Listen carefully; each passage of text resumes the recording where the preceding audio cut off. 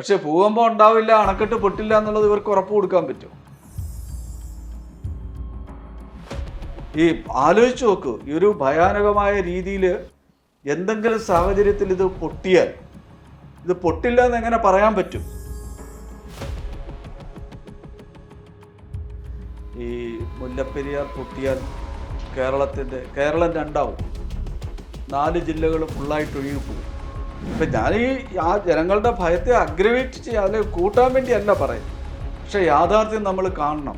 തമിഴ്നാടിന് ജലം കൊടുക്കാൻ ബാധ്യതയുണ്ട്, അന്തർ സംസ്ഥാന പ്രശ്നമാണ് എന്നൊക്കെ പറയുമെങ്കിൽ കേരളത്തിലെ ജനങ്ങളുടെ സുരക്ഷ ഉറപ്പാക്കണ്ടേ? കേരളത്തിന് സുരക്ഷ, തമിഴ്നാടിന് ജലം. അതെ. ഈ ആവശ്യം ഉന്നയിച്ചുകൊണ്ട് 2011 അന്നത്തെ മുഖ്യമന്ത്രി ശ്രീ ഉമ്മൻചാണ്ടി ഒരു കേരള തമിഴ്നാട് നാഷണൽ ഡെയിലീസ് ഉൾപ്പെടെ എല്ലാത്തിലും 1 പേജ് ആഡ് കൊടുത്തു. കേരളത്തിലെ രാഷ്ട്രീയക്കാർക്ക് പിന്നെ മുല്ലപ്പെരിയാർ ഒരു കറവപ്പശുവാണ്.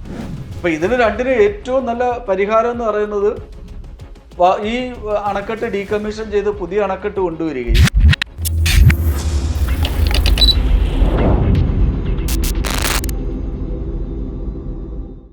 നമസ്കാരം, ഇന്റർവ്യൂവിൻ്റെ പുതിയൊരു അധ്യായത്തിലേക്ക് സ്വാഗതം. അതിഥിയായി ചേരുന്നു Shri GK Suresh Babu. Welcome sir, welcome to interview. സമൂഹ മാധ്യമങ്ങളിലൂടെ ഒന്ന് സഞ്ചരിക്കുമ്പോൾ കഴിഞ്ഞ ഒരു 2-3 ദിവസം മുന്നേ വരെ വയനാട് മാത്രമായിരുന്നു എവിടെയും നിറഞ്ഞു നിന്നിരുന്നത്. ഇപ്പോൾ കഴിഞ്ഞ ഒരു 2-3 ദിവസമായിട്ട് അതിൽ ചെറിയൊരു വാല്യൂ അഡീഷൻ അല്ലെങ്കിൽ ഒന്നുകൂടെ കൂട്ടിച്ചേർത്തിരിക്കുന്നു. മുല്ലപ്പെരിയാർ പൊട്ടുമോ ഇല്ലയോ? ഇതാണ് ക്രക്സ്. താങ്കൾക്ക് എന്ന് തോന്നുന്നു? ഈ ചോദ്യത്തിലൊക്കെ കഴമ്പുണ്ടോ? ചോദ്യം നമുക്ക് നിസ്സാരമായിട്ട് തള്ളിക്കളയാൻ പറ്റില്ല. നേരത്തെ ഇത് സംബന്ധിച്ച റിപ്പോർട്ട് വന്നിട്ടുണ്ട്. 98-നാണെന്ന് എൻ്റെ ഒരു ഓർമ്മ. കാര്യം ഞാൻ മാതൃഭൂമിയിലുള്ള സമയത്താണ്, ഞാനാണ് അന്ന് ആ വാർത്ത ബ്രേക്ക് ചെയ്തത്. ഈ മുല്ലപ്പെരിയാർ പൊട്ടിയാൽ കേരളം രണ്ടാവും, 4 ജില്ലകൾ ഫുള്ളായിട്ട് ഒഴുകിപ്പോവും. 45 മിനിറ്റ് നേരത്തേക്ക് 40 അടി പൊക്കത്തിൽ വെള്ളം വരും. ഈ 40 അടി പൊക്കത്തിൽ 45 മിനിറ്റ് വെള്ളം നിന്നാൽ ആയിരക്കണക്കിന് ആൾക്കാർ 4 ജില്ലയിലെയോ പൂർണ്ണമായിട്ടും ഇല്ലാതാവും. പിന്നെ വയനാട്ടിലെ പോലെ തിരഞ്ഞു പോലും പോയിട്ട് വയനാട്ടിലെ പോലെ തിരയാൻ ഇറങ്ങാൻ പറ്റാത്ത അവസ്ഥ. അത് മുഴുവൻ പേരും കടലിലാണ് പോവുക. ഈ സാഹചര്യം അന്ന് ആ റിപ്പോർട്ട് ചൂണ്ടിക്കാണിച്ചിരുന്നു. അന്നത് ബ്രേക്ക് ചെയ്തു. അപ്പം അന്ന് ഇതേ ആക്ഷേപം വന്നിരുന്നു, പേടിപ്പെടുത്താൻ ശ്രമിക്കുകയാണെന്ന്. പക്ഷേ ഇത് ഇനിയെങ്കിലും നമ്മൾ യാഥാർത്ഥ്യബോധത്തോടെ ഇക്കാര്യത്തെ കാണണം.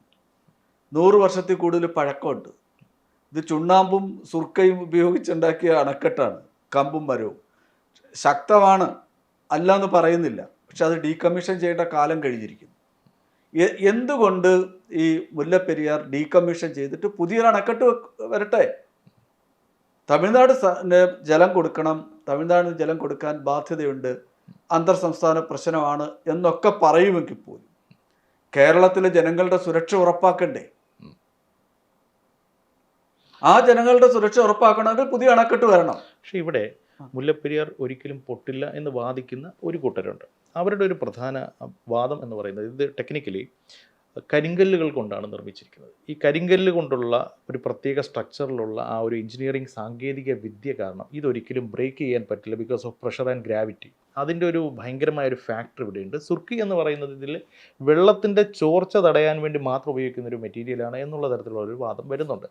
അപ്പോൾ ഈ ഒരു സാഹചര്യത്തിൽ ഇത് പൊട്ടില്ല എന്ന് ഒരാൾ തറപ്പിച്ച് വിശ്വസിക്കുകയാണെങ്കിൽ കുറ്റം പറയാൻ പറ്റും? അല്ല, കുറ്റമല്ല പറയുന്നത്. നമ്മൾ ചൂരൽമലയിൽ ഇപ്പോൾ കണ്ടു, എത്ര വലിപ്പമുള്ള പാറക്കല്ലുകളാണ് ഇതിനകത്ത് കുത്തൊഴുക്കി വിട്ടു വന്നത്. പിന്നെ അവിടുത്തെ ഭൂമിശാസ്ത്രപരമായ പ്രത്യേകത മുല്ലപ്പെരിയാറിൽ, അത് സീസ്മിക് സോണിലാണ് വരുന്നത്. ഭൂകമ്പ ബാധിത പ്രദേശമാണ്. ഏത് സമയത്ത് വേണേലും അവിടെ വിള്ളൽ വീഴാം. ഇത് നേരത്തെ തന്നെ വിവരമുള്ള മുഴുവൻ പേരും ഇത് കണ്ടെത്തുകയും പറയുകയും ചെയ്തിട്ടുണ്ട്. അപ്പോൾ ചില രാഷ്ട്രീയ നേതാക്കൾക്ക് ഉറങ്ങാൻ കഴിയുന്നില്ല എന്നൊക്കെയായിരുന്നു അന്ന് മറുപടി. ആരുടെയെങ്കിലും ഉറക്കമല്ല ഇവിടുത്തെ പ്രശ്നം, ജനങ്ങളുടെ ജീവിതമാണ്. ഈ ആലോചിച്ച് നോക്കൂ, ഈ ഒരു ഭയാനകമായ രീതിയിൽ എന്തെങ്കിലും സാഹചര്യത്തിൽ ഇത് പൊട്ടിയാൽ, ഇത് പൊട്ടില്ല എന്ന് എങ്ങനെ പറയാൻ പറ്റും? സപ്പോസ് ഇൻ കേസ് ഇത് എന്തെങ്കിലും ഒരു സംഭവം സംഭവിക്കുകയാണെങ്കിൽ ആ മുല്ലപ്പെരിയാറിലുള്ള മുഴുവൻ ജലവും സംഭരിക്കാനുള്ള അല്ലെങ്കിൽ തടഞ്ഞു നിർത്താനുള്ള ശേഷി ഇടുക്കി ഡാമിനുണ്ട് എന്നുള്ള ഒരു വാദം വരുന്നുണ്ട്. ശരിയാണോ? ഇല്ല. എങ്ങനെയാണ്? ഇടുക്കി അത് നേരത്തെ തന്നെ ഇത് സജീവമായ സമയത്ത് വളരെ പ്രഗത്ഭരായ വിദഗ്ധന്മാർ ഇതിനെക്കുറിച്ച് പറഞ്ഞിട്ടുണ്ടായിരുന്നു. ഇഷ്ടംപോലെ ആൾക്കാർ മുല്ലപ്പെരിയാർ പൊട്ടിയാൽ ഇത് അണക്കെട്ട് തുറന്നു വിട്ടില്ലെങ്കിൽ ഇടുക്കിയെയും ബാധിക്കും. അതിന് ഇത്രയും വലിയ ഈ വെള്ളത്തിന്റെ പ്രഷർ, ആ പ്രഷർ താങ്ങാൻ പറ്റില്ല. ഇത് 3 ജില്ലകൾ കംപ്ലീറ്റ് ആയിട്ട് ഒലിച്ചു പോവും. ഈ 2010 ഇതിനു മുൻപേ സജീവമായിട്ട് മുല്ലപ്പെരിയാറിന്റെ ഈ ഒരു ആശങ്ക ശക്തമാണ്. അല്ല, 98 വന്നിരുന്നു. ഇല്ല, ഇതിന് തൊട്ട് ഇപ്പൊ വയനാട്ടിന് തൊട്ട് മുൻപുള്ള ഒരു കാലഘട്ടം തൊട്ട് മുൻപുണ്ടായിരുന്നു. അന്നാണ് ഈ പറയുന്ന പോലെ അന്നത്തെ മന്ത്രി എനിക്ക് ഉറങ്ങാൻ സാധിക്കുന്നില്ല എന്നൊക്കെ പറഞ്ഞത്. പക്ഷെ ഇപ്പൊ അദ്ദേഹം ഉറങ്ങുന്നുണ്ടെന്നാണ്. ഇപ്പൊ നല്ലോണം ഉറങ്ങുന്നുണ്ട്, നന്നായിട്ട് ഉറങ്ങുന്നുണ്ട്. ഓക്കെ, അദ്ദേഹം ഉറങ്ങട്ടെ. പക്ഷേ ഇതിൽ റൂക്കി IIT-കാർ അല്ലെങ്കിൽ ജസ്റ്റിസ് KT തോമസ് ഇവരൊക്കെ വന്നിട്ട് ഇതിനെക്കുറിച്ച് ആധികാരികമായി പഠിച്ചതിന് ശേഷം അവർ പറയുന്നു ഇവിടെ മുല്ലപ്പെരിയാറിന് ഒരു ബലക്ഷ്യവും ഇല്ല.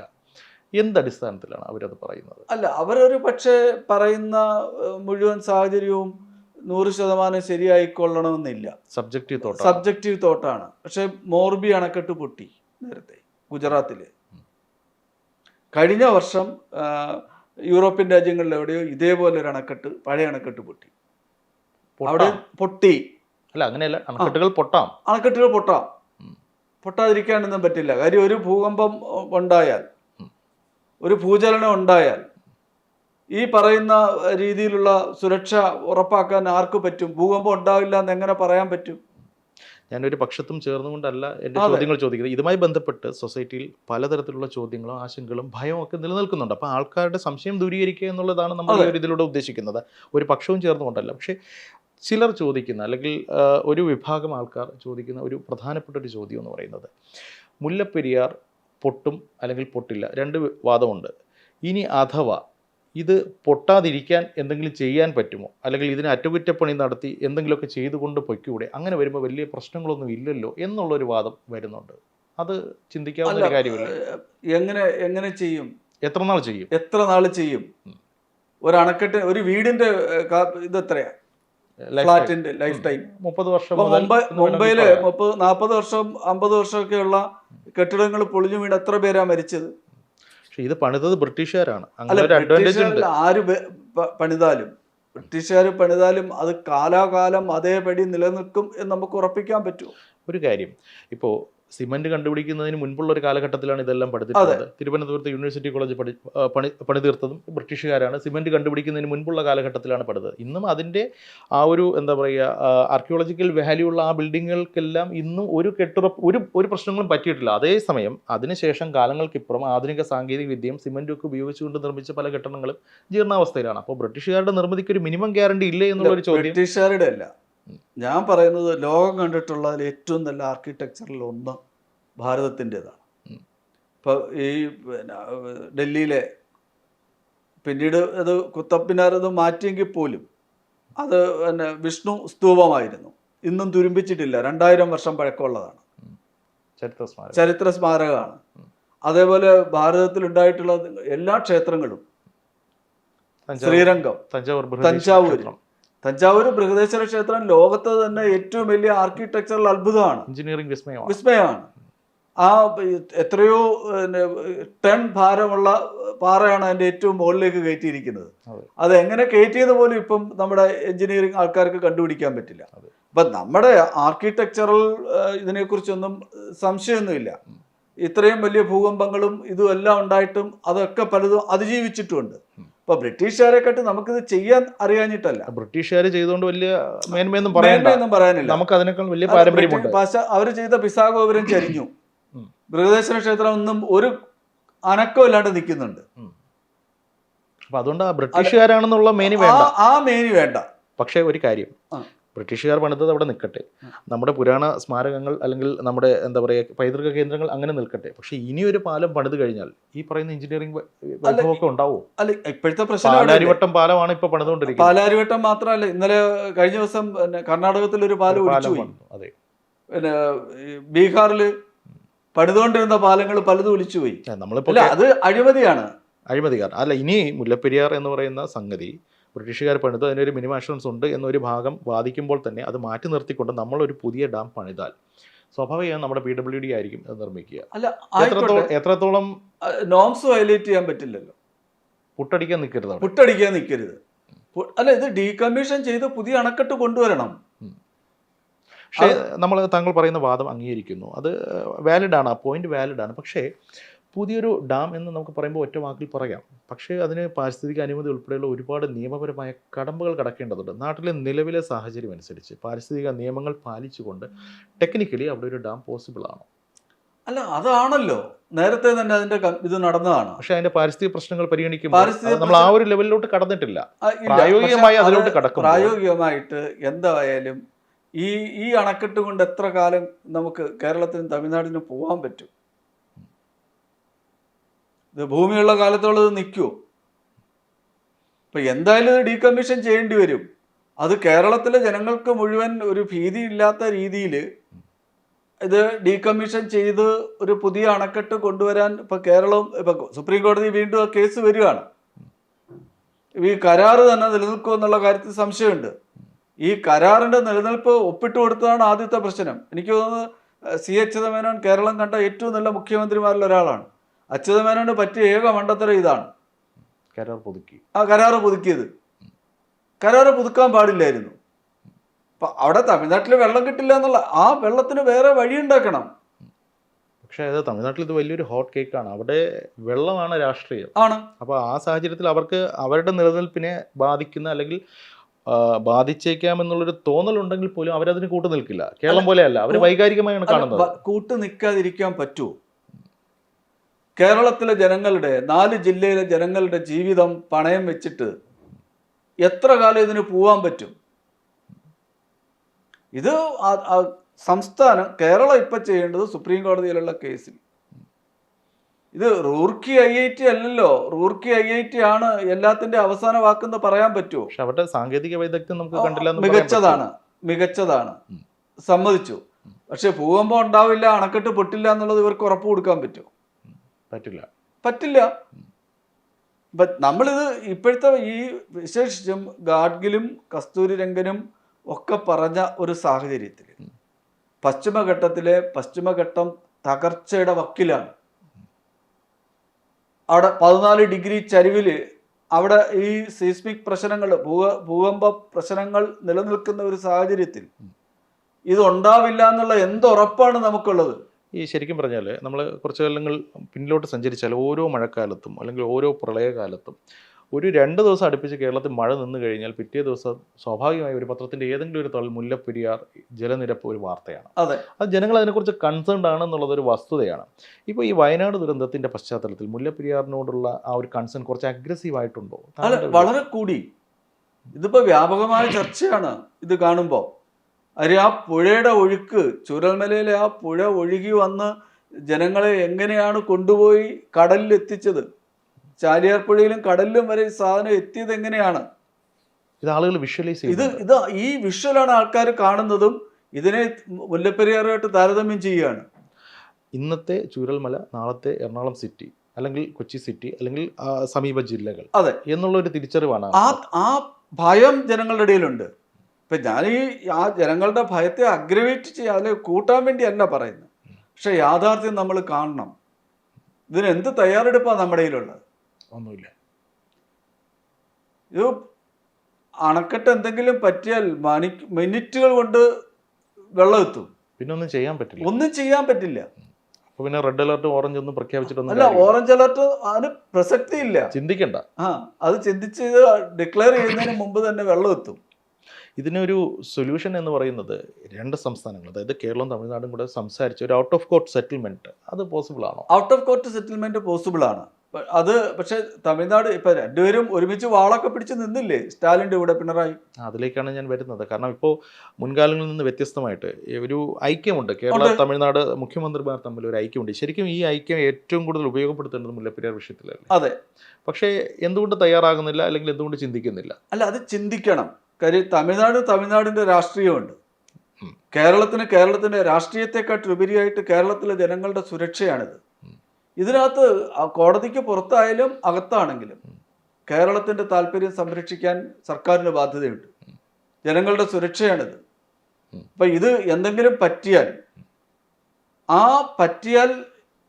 അതിന് റെമഡി എന്ന് പറയുന്നത് സംസ്ഥാന സർക്കാരിനല്ലേ അതിൻ്റെ ഉത്തരവാദിത്വം. ഇത് മാത്രമല്ല, ജലനിരപ്പ് ഈ ഇങ്ങനെ ഒരു സാഹചര്യത്തിൽ ഈ ജലനിരപ്പ് കൺട്രോൾ ചെയ്ത് നിർത്തണം. ഞാനൊരു എഞ്ചിനീയറിംഗ് വിദഗ്ധനൊന്നുമല്ല, പക്ഷേ ഈ ജലനിരപ്പ് അവിടുന്ന് ചോരുന്നത് വാർത്ത നമ്മൾ എത്ര ചാനലിലും പത്രത്തിലും നമ്മൾ എത്ര തവണ ചെയ്തതാണ്. അതൊക്കെ ഒരു പീരിയോഡിക്കൽ മെയിൻ്റനൻസിലൂടെ മറികടക്കാം. പീരിയോഡിക്കൽ മെയിൻ്റനൻസ് ഇത് ചെയ്യാം, അതൊക്കെ ചെയ്യാം. പക്ഷേ ഈ പാരിസ്ഥിതിക പ്രശ്നം അതിജീവിക്കാനുള്ള ശക്തി ഈ അണക്കെട്ടിനുണ്ടോ എന്നുള്ളതാണ്. പിന്നെ ഇവിടെ ഇപ്പോൾ നോസ്ട്രഡാമസ് ഇത് പൊട്ടുമെന്ന് പറഞ്ഞിട്ടുണ്ടെന്ന് പറഞ്ഞിട്ടുള്ള ഈ ഫേസ്ബുക്കിൽ സോഷ്യൽ മീഡിയയിൽ ഇത് ഭയങ്കരമായിട്ട് വരുന്നത് പകുതി കൂടുതലും തള്ളാണ്, ഫേക്കാണ്. ആളുകളെ ചുമ്മാ അങ്ങ് ഭയപ്പെടുത്തുകയാണ്. അതുകൊണ്ടാണ് PJ ജോസഫ് പണ്ട് ഉറക്കമില്ല എന്ന് പറഞ്ഞത്. അദ്ദേഹം ഉറങ്ങാൻ പറ്റാത്തതിന്റെ കാരണം അദ്ദേഹത്തിന് പുതിയൊരു ഡാം വന്നു കഴിഞ്ഞാൽ 1000 കോടി രൂപയുടെ നിർമ്മാണ പ്രവർത്തനങ്ങൾ നടക്കുമെന്നും അതിൽ അദ്ദേഹത്തിന് ചിലപ്പോൾ എന്തെങ്കിലുമൊക്കെ നേട്ടം ഉണ്ടാകും എന്നൊക്കെ കരുതിയിട്ടാണെന്നൊക്കെ ചിലർ പറയുന്നു. അദ്ദേഹത്തോടൊപ്പം നിന്നവർ തന്നെ പറയുന്നു. ശരിയാണോ? അല്ലേ, ഇപ്പൊ ഏത് രാഷ്ട്രീയ പാർട്ടിയാണെങ്കിലും ചക്കരക്കുട കണ്ടാൽ ഡാം ആര് കെട്ടിയാലും അതിനകത്തുനിന്ന് ഡാം ഒരു ചക്കരക്കുടമാണ്. ഡാം ചക്കരക്കുടമാണ്, കൈട്ട് വരും. അതുകൊണ്ടാണല്ലോ അതിരപ്പള്ളിയിലും മറ്റേ നമ്മുടെ സൈലന്റ് വാലി വരെ ഡാം കെട്ടാൻ നോക്കിയില്ലേ. അവിടെ ജലവൈദ്യുത പദ്ധതിക്കാണ് നോക്കിയത്. സംസ്ഥാനത്തിന്റെ രൂക്ഷമായ സാമ്പത്തിക വൈദ്യുതി പ്രതിസന്ധി നമുക്ക് പക്ഷെ വൈദ്യുതി പ്രതിസന്ധിയുടെ പരിഹാരം ഇത് മാത്രമല്ലല്ലോ, ആൾട്ടർനേറ്റീവ്സ് നോക്കണം. എങ്ങനെ ഗുജറാത്ത് മറികടന്ന് ആണവ പ്ലാന്റിനെ കുറിച്ചൊരു ചർച്ച നടന്നു എന്ന് പറയുമ്പോൾ തന്നെ കേരളത്തിലുണ്ടായ വിവാദങ്ങൾ അത് ഫോഷ്കാണ്. ചർച്ച നടന്നിട്ടില്ല എന്നാണ്. അല്ല, ചർച്ച നടക്കണം. കേരളത്തിലൊരു ആണവ നിലയം വരുന്നതുകൊണ്ട് എന്താ ഇപ്പൊ തെറ്റ്? വരണം എന്നാണ് താങ്കൾ? വരണം എന്നാണ് കാര്യം. കേരളത്തിൽ ഒരു ആണവ നിലയം വന്നില്ലെങ്കിൽ ഇവരിപ്പം നമ്മുടെ ഇവിടുന്ന് എയർ ടൈം ആണെങ്കിൽ 12 മിനിറ്റ് പോലും ഇല്ല കൂടംകുളത്തേക്ക്. കൂടംകുളത്ത് എന്തെങ്കിലും ഒരു സംഭവം ഉണ്ടായി കഴിഞ്ഞാൽ ആദ്യം എഫക്ട് ചെയ്യാൻ പോകുന്നത് കേരളത്തിലാണ്. അതായത് തമിഴ്നാടിനേക്കാൾ കൂടുതൽ റിസ്ക് നമുക്കാണ്, വൈദ്യുതി പക്ഷേ അവർക്കാണ്. പക്ഷെ ഇവിടെ വന്നു കഴിഞ്ഞാൽ തമിഴ്നാട് ചിന്തിക്കുന്ന ഒരു കാര്യം, ഇപ്പോൾ നിലവിൽ കേരളത്തിലാണ് മുല്ലപ്പെരിയാർ ഡാം സ്ഥിതി ചെയ്യുന്നത് എന്നുണ്ടെങ്കിൽ പോലും ഇതിന്റെ നിയന്ത്രണം തമിഴ്നാടിനാണ്. പുതിയൊരു ഡാം വന്നു കഴിഞ്ഞാൽ ഈ നിയന്ത്രണം അവർക്ക് ഇല്ലാണ്ടാവും. ഇതല്ലേ അതാണ് അവരുടെ പ്രശ്നം. അപ്പോൾ ഈ ഒരു കാര്യത്തിൽ എന്ത് സൊല്യൂഷൻ? ഇപ്പൊ താങ്കൾ തന്നെ നേരത്തെ പറഞ്ഞു, ഒരു അമിക്കബിൾ സൊല്യൂഷൻ, ഒരു ഔട്ട് ഓഫ് കോർട്ട് സെറ്റിൽമെന്റിന് കേരളവും ഇരു സംസ്ഥാനങ്ങൾ ശ്രമിക്കാവുന്നതാണ്. ദെയർ ഇസ് എ സ്പേസ് എന്ന് താങ്കൾ പറഞ്ഞു. അപ്പോൾ ഈ പുതിയ ഡാമിന്റെ നിയന്ത്രണം ആരുടെ കൈവശമാകും എന്നുള്ളൊരു ഡിലമ നിൽക്കുമ്പോൾ, അല്ലെങ്കിൽ ഡിലമയെന്നൊന്നും പറയുന്നില്ല, അത് കേരളത്തിന് തന്നെ ആകും എന്ന് ഉറച്ചു വിശ്വസിക്കാവുന്ന സാഹചര്യത്തിൽ തമിഴ്നാട് എങ്ങനെ കേരളത്തിന് കൈകൊടുക്കും? അല്ല, അന്തർ സംസ്ഥാന നദീ ജലത്തിന്റെ പ്രശ്നത്തിൽ അതിന് മാനദണ്ഡങ്ങൾ ഉണ്ടാക്കിയിട്ടുണ്ട്. ഇപ്പൊ ഈ റാവി, ബിയാസ് അടക്കമുള്ള എല്ലാ നദികളിലും. അപ്പൊ നമുക്ക് ആ മാനദണ്ഡം അനുസരിച്ച് ഇതിന്റെ ഒരു പൊതു ഇതുണ്ടാക്കുവോ അല്ലെന്നുണ്ടെങ്കിൽ ഇതിനു വേണ്ടി ഒരു പ്രത്യേക അതോറിറ്റി ഉണ്ടാക്കാം. മുല്ലപ്പെരിയാറിന് പരിഹാരത്തിന് വേണ്ടി അല്ല, ഇരു സംസ്ഥാനങ്ങൾ തമ്മിലുള്ള ഡാം മാനേജ്മെന്റിന് വേണ്ടി പ്രത്യേക അതോറിറ്റി ഉണ്ടാക്കാം. ശരി. ഇപ്പൊ കാവേരി പ്രശ്നത്തിലും ഉണ്ടായതല്ലോ ഇത്. അപ്പൊ സുപ്രീം കോടതി നമ്മുടെ ഇവിടുന്നുള്ള മലയാളിയായ ജഡ്ജിനെയാണ് അതിന്റെ ട്രിബ്യൂണലായിട്ട് വെച്ചിരുന്നത്. അപ്പൊ ഈ വെള്ളം വിട്ടുകൊടുക്കുന്നതിനടക്കമുള്ള എല്ലാ കാര്യങ്ങളിലും ഈ മാനദണ്ഡം ഉണ്ടാക്കി മാനദണ്ഡം അനുസരിച്ച് ചെയ്യാൻ പറ്റും. ഒരു സ്പെഷ്യൽ പർപ്പസ് വെഹിക്കിൾ പോലെ ഒരു 2 സംസ്ഥാനങ്ങൾ ചേർന്ന ഒരു പുതിയ ബോഡി ഉണ്ടാക്കുക. അതിനൊരു കേന്ദ്രത്തിന്റെ ഒരു റെപ്രസെന്റേറ്റീവിനെ വേണം കൊണ്ടുവരാം. ഇരു സംസ്ഥാനങ്ങൾ തമ്മിലുള്ള റെപ്രസെന്റേറ്റീവ്സിനെ മീൻസ് രണ്ടിടത്തു നിന്നുള്ള പ്രതിനിധികളെ ഉൾപ്പെടുത്തിക്കൊണ്ടുള്ള ഒരു കമ്മിറ്റി. അതെ, അവർക്ക് പൂർണ്ണ അധികാരം, 3 പേരും കൂടെ ചേർന്നിട്ടുള്ള ഒരു കൂട്ടായ തീരുമാനം. അതെ, ഒരു അതോറിറ്റി ഉണ്ടാക്കുക. ഇതൊക്കെ പോസിബിൾ ആണ്. അതാണ് ചെയ്യേണ്ടത്. അതാണ് ഏക വഴി. ഇത് അതിന് പകരം തമിഴ്നാടിന് അധികാരം മോശമാവുമെന്ന് വെച്ചിട്ട് ഈ പഴയ 100-105 വർഷം പഴക്കമുള്ള അണക്കെട്ടുമായിട്ട് ഇനിയും പോകണമെന്ന് പറഞ്ഞാൽ എത്ര ജില്ലകളുടെ ജനങ്ങളുടെ ജീവനാണ് വെച്ച് റിസ്ക് ചെയ്യുന്നത്. ഇവിടെ സംസ്ഥാനം അങ്ങനെ ഒരു തീരുമാനം താങ്കൾ നേരത്തെ പറഞ്ഞതുപോലെ ആക്റ്റീവായിട്ടുള്ളൊരു സ്റ്റെപ്പ് സംസ്ഥാനത്തിന്റെ ഭാഗത്തു നിന്ന് ഉണ്ടാകുമോ ഇല്ലയോ എന്ന് താങ്കൾ ആശങ്ക പ്രകടിപ്പിക്കുമ്പോൾ തന്നെ ഒരു കരട് തയ്യാറായതായിട്ടൊക്കെ വാർത്തകൾ വരുന്നുണ്ട്. അല്ല, കരട് തയ്യാറായിരുന്നു. മാത്രമല്ല, ഇത് കേരളത്തിലെ രാഷ്ട്രീയക്കാർക്ക് മുല്ലപ്പെരിയാർ ഒരു കറവപ്പശുവാണ്. എങ്ങനെയാണ് അത് നിങ്ങൾക്കറിയാലോ, എല്ലാ കാലത്തും വന്നിട്ടുണ്ട്. ഇവിടെ ജലവകുപ്പ് കൈകാര്യം ചെയ്ത് ജനങ്ങളുടെ ഭീതി വിറ്റ് വോട്ടെടുക്കുന്നത് ഒരിടത്ത്. തമിഴ്നാടിന്റെ ഈ മുല്ലപ്പെരിയാർ അടക്കമുള്ള കാര്യങ്ങളിൽ കേരളത്തിലെ രാഷ്ട്രീയ നേതാക്കന്മാരെ മാനേജ് ചെയ്യാൻ തമിഴ്നാടിന് പ്രത്യേക ഫണ്ട് ഉണ്ടായിരുന്നു. ഈ തമിഴ്നാടുമായി ഒത്തുകളിച്ചുകൊണ്ട് പല മന്ത്രിമാരും കാലാകാലത്തിൽ നമ്മൾ മാറി മാറി ഭരിച്ചവരൊക്കെ കേരളത്തെ ഒറ്റുകൊടുത്തു എന്നുള്ള ഒരു ആക്ഷേപം. ഒറ്റുകൊടുത്തതല്ല, വിൽക്കുക ചെയ്ത്. ഉറപ്പാണ്. മാത്രമല്ല, കേസ് എങ്ങനെയാ തോറ്റു കൊടുക്കുന്നത്? തോറ്റു കൊടുക്കുകയാണ്. കേരളത്തിലെ വനം വകുപ്പിന്റെ കേസുകൾ നോക്ക്. ഈ വനംവകുപ്പിന്റെ കേസുകൾ മുഴുവൻ തോറ്റതാണ്, നമ്മൾ തോറ്റു കൊടുക്കുമായിരുന്നു, ഒത്തുകളിക്കുക, ആർക്കൊക്കെ നേട്ടം ഉണ്ടായി. കുറെ രാഷ്ട്രീയ നേതാക്കന്മാർക്ക് നേട്ടം ഉണ്ടായി. അപ്പൊ അതിന്റെ ഫലം ഇന്ന് അനുഭവിക്കുന്നത് നാട്ടുകാരാണ്. അല്ല, അതാണ് ഇവർക്കൊക്കെ വോട്ട് ചെയ്ത ജനങ്ങൾ അനുഭവിക്കുന്നു. അതെ. അപ്പൊ ഇത് തമിഴ്നാടിന്റെ കാര്യത്തിൽ ഇപ്പോഴും നടക്കുന്നുണ്ട് എന്നുള്ളതാണ് സത്യം. ഇവിടെ തമിഴ്നാടും കേരളവും രണ്ട് എൻറ്റിറ്റി ആയിട്ട് തന്നെ നിൽക്കുന്നു, രണ്ടുപേരും അവരവരുടെ താല്പര്യങ്ങളുമായി മുന്നോട്ട് പോകുന്നു. ഇവിടെ ഒരു സൊല്യൂഷൻ ഉണ്ടാകുന്നില്ല. ഈ സാഹചര്യത്തിൽ കേന്ദ്രത്തിന് ഒരു ഇടപെടൽ നടത്താവുന്ന ഒരു സ്പേസ് ഇവിടെ ഉണ്ട്. അല്ല, കേന്ദ്രത്തിന് ഇടപെടൽ നടത്തണമെന്നുണ്ടെങ്കിൽ വെറുതെ ഒന്നും ഇടപെടാൻ പറ്റില്ലല്ലോ. എന്താ പ്രശ്നം? എന്താ? അല്ല, ഇവരെ ആവശ്യപ്പെടണ്ടേ? ശരിക്കും ഇവരെല്ലാം പൊളിറ്റിക്കൽ താല്പര്യങ്ങളാണ് സംരക്ഷിക്കാൻ ശ്രമിക്കുന്നത്, കേരളമായാലും തമിഴ്നാടായാലും. ജനങ്ങളുടെ സുരക്ഷയെക്കുറിച്ച് ആരും റിയലി കൺസേൺഡ് ആണെന്ന് തോന്നുന്നില്ല, അല്ലെങ്കിൽ അങ്ങനെ വിശ്വസിക്കാൻ തൽക്കാലം നിർവാഹമില്ല. പക്ഷേ കേന്ദ്രത്തെ സംബന്ധിച്ചിടത്തോളം കേന്ദ്രം ഭരിക്കുന്ന BJP ആണ്. BJPക്കും ഈ പറയുന്ന പോലെ കേരളത്തിലും അവർ അക്കൗണ്ട് തുറക്കാൻ താല്പര്യപ്പെടുന്ന ഒരു കേന്ദ്രമാണ്. സംസ്ഥാന സർക്കാർ ആവശ്യപ്പെടാതെ കേന്ദ്രത്തിന് ഇടപെടാൻ പറ്റൂ? ഇല്ലെങ്കിൽ കോടതി നിർദ്ദേശിക്കണം. ഈ രണ്ട് സംസ്ഥാനവും ഭരിക്കുന്നത് കേന്ദ്ര സർക്കാരുമായി യാതൊരു രീതിയിലും സമരസപ്പെടാൻ തയ്യാറല്ലാത്ത രാഷ്ട്രീയ പ്രസ്ഥാനങ്ങൾ. ഇവര് കേന്ദ്രത്തിന് എതിരെ ഒരുമിച്ചാണ് ഇത് ചെയ്യുന്നത്. അതെ, ഇവര് ഒരു മുന്നണിയുടെ ഭാഗമാണ്. അതെ, ഇന്ത്യ മുന്നണിയുടെ ഭാഗമാണ്. അപ്പൊ അങ്ങനെ വരുമ്പോൾ ഇവിടെ ജനങ്ങൾക്ക് എന്താണ് ഒരു സൊല്യൂഷൻ? എന്താണ്? അല്ല, ഇത് കേരളത്തിൽ നിന്ന് അതിശക്തമായ സമ്മർദ്ദം ഉണ്ടാവണം, ജനങ്ങളുടെ ഭാഗത്തുനിന്നുണ്ടാവണം. അതേപോലെ ആ സമ്മർദ്ദം കമ്മ്യൂണിക്കേറ്റ് ചെയ്യാൻ, ഇത് അറിയിക്കാനുള്ള ബാധ്യത മുഖ്യമന്ത്രിക്കുണ്ട്. കേന്ദ്ര സർക്കാരിനെ ഇടപെടുത്താനുള്ള ആ പ്രഷർ കൊണ്ടുവരണ്ടേ? പക്ഷേ ഈ ഫെഡറൽ സംവിധാനത്തിൽ കേന്ദ്രത്തിന് അങ്ങനെ ആരും ക്ഷണിച്ചില്ല എന്ന് കരുതി അങ്ങോട്ട് പൂർണ്ണമായിട്ട് മാറി നിൽക്കാൻ പറ്റില്ല. ഒരു കാര്യം, ഇടപെടാം. ഇപ്പോൾ ഫോർ എക്സാമ്പിൾ, ഇപ്പോൾ വയനാട് ഒരു ദുരന്തം, അതൊരു തുറപ്പിക്കേണ്ട ഒരു സംഭവം തന്നെയാണ്. ഈ ഒരു ദുരന്തത്തിന്റെ പശ്ചാത്തലത്തിൽ താങ്കൾക്ക് എന്ത് തോന്നുന്നു? ഒരു ഹൈപ്പത്തറ്റിക്കലാണ് ചോദ്യം, എന്നാലും കേന്ദ്രം മുല്ലപ്പെരിയാർ വിഷയത്തിൽ ഇടപെടും എന്ന് കരുതാനാകുമോ? വയനാട് ദുരന്തത്തിന്റെ പശ്ചാത്തലത്തിൽ എനിക്ക് തോന്നുന്നത് BJP സംസ്ഥാന നേതൃത്വം ഇത് കേന്ദ്രത്തിന്റെ ശ്രദ്ധയിൽ കൊണ്ടുവരും. ഉറപ്പാണ്. കൊണ്ടുവന്നാൽ അവർ ക്ഷണിച്ചിട്ടാണ് നരേന്ദ്രമോദി വരുന്നത് എന്നുള്ളതാണ് താങ്കൾ പറയുന്നത്? അല്ല, അവര് BJP പ്രധാനമന്ത്രിക്ക് കത്തയച്ചിരുന്നു. കേരളത്തിന്റെ താല്പര്യം സംരക്ഷിക്കണം എന്ന് പറഞ്ഞുകൊണ്ട് കേരളത്തിൽ നിന്ന് ഒരു വിഭാഗം. കേരളത്തിന്റെ താല്പര്യമല്ല ഇത് സംരക്ഷിക്കേണ്ടത്. രണ്ട് സംസ്ഥാനത്തെയും ജനങ്ങളുടെ താല്പര്യം സംരക്ഷിക്കണം. അവിടെ കൃഷിക്ക് വെള്ളം വേണം, അവിടെ കൃഷി ചെയ്താലേ ഇവിടെ അരി കിട്ടൂ. രണ്ടുപേരുടെ നിലനിൽപ്പിന്റെ പ്രശ്നമാണ്. അതേസമയം ഇവിടുത്തെ 4 ജില്ലകളുടെ ജനങ്ങളുടെ ജീവിത പ്രശ്നമാണ്. അപ്പൊ ഇതിന് രണ്ടിനും ഏറ്റവും നല്ല പരിഹാരം എന്ന് പറയുന്നത് ഈ അണക്കെട്ട് ഡീകമ്മീഷൻ ചെയ്ത് പുതിയ അണക്കെട്ട് കൊണ്ടുവരികയും അതോടൊപ്പം ഇത് മാനേജ് ചെയ്യാൻ വേണ്ടി ഈ 2 സംസ്ഥാനങ്ങളും കേന്ദ്ര സർക്കാരും ചേർന്നിട്ടുള്ള ഒരു ഈ ഡാം അല്ലെങ്കിൽ അതോറിറ്റി അല്ലെങ്കിൽ മാനേജ്മെന്റ് അതോറിറ്റി ഉണ്ടാക്കുകയാണ്. ഇപ്പോൾ താങ്കൾ നേരത്തെ പറഞ്ഞ ആ ഒരു പോയിന്റ് ഉണ്ടല്ലോ, 2 സംസ്ഥാനങ്ങളുടെ നിലനിൽപ്പിന്റെ പ്രശ്നമാണ്. കേരളത്തിന് സുരക്ഷ, തമിഴ്നാടിന് ജലം. ഈ ആവശ്യം ഉന്നയിച്ചുകൊണ്ട് 2011 അന്നത്തെ മുഖ്യമന്ത്രി ശ്രീ ഉമ്മൻചാണ്ടി ഒരു കേരള തമിഴ്നാട് നാഷണൽ ഡെയിലീസ് ഉൾപ്പെടെ എല്ലാത്തിലും 1-ാം പേജ് ആഡ് കൊടുത്തതാണ്. പക്ഷെ ഒന്നും ഉണ്ടായില്ല. അന്ന് കേന്ദ്രം ഭരിക്കുന്ന UPA സർക്കാരാണ്. എന്നിട്ട് പോലും അവർക്കൊരു സമവായം ഉണ്ടാക്കാൻ അന്ന് സാധിച്ചില്ല. ഇപ്പോഴത്തെ ഈ ഒരു കലുഷിതമായ സാഹചര്യത്തിൽ എങ്ങനെയാണ് ഇതൊക്കെ പോസിബിൾ ആണോ? അല്ലെ, സമവായം ഉണ്ടായാലേ കഴിയൂ. ഇത് ബോധ്യപ്പെടുത്തണ്ടേ? കാരണം ഈ 4 ജില്ലകളിലെ ജനങ്ങളുടെ ജീവൻ വെച്ചിട്ട് എത്ര കാലം നമുക്കിത് റിസ്ക് ചെയ്യാൻ പറ്റും?